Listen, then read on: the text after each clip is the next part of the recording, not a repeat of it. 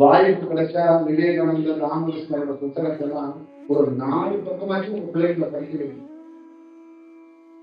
அது என்ன கற்றுக் கொடுக்கும் அப்படின்னா ஆன்மீகத்தை கற்றுக் கொடுக்க கூடாது, ஒரு மனிதனுடைய லைஃபை தெரிஞ்சுக்கணும். அதுதான் ரொம்ப முக்கியம். படிக்கிறதுங்கிறது எதுக்கு படிக்கிறோம்னா ஒருத்தர் வாழ்ந்தாருன்னா அவங்க யார் வாழ்ந்து எப்படி வாழ்ந்தாரு, நம்மளும் தான் வாழலாம். ஆப்போசிட்ல ஒருத்தன் வாழ்றான், அவன் எப்படி இப்படி வாழ்ந்திருப்பாங்கிறத தெரிஞ்சுக்கிட்டோம்னா அதுதான் தன்னுடைய பாதையை மாற்றுறதுக்கு ஒரு ஐடியா.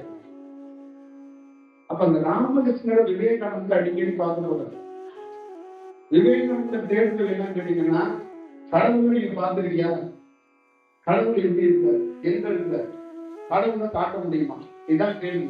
பல பேர் விவேகானந்தரை பார்த்தாலே ஓடி ஒழிச்சுக்குவாங்க.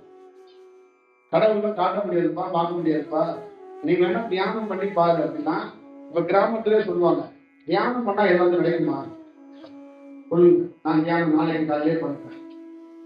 இப்ப ஒரு கோயிலுக்கு போனா கடவுள் பார்த்துட்டு வர்றது ஏதாவது ஒன்று சொல்றதுக்கு வர்றாங்க, இல்ல ஏதாவது ஒன்று கிடைக்குமான்னு வர்றாங்க.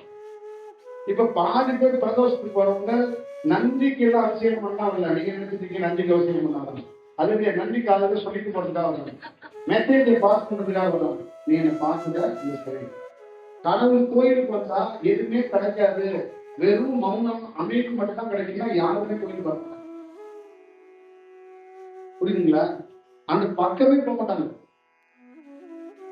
ஏதாவது ஒண்ணு கிடைக்கினாதான் ஒரு மனிதன் தன்னுடைய வீட்டில இருந்தே பயிர் கிளம்புவான்.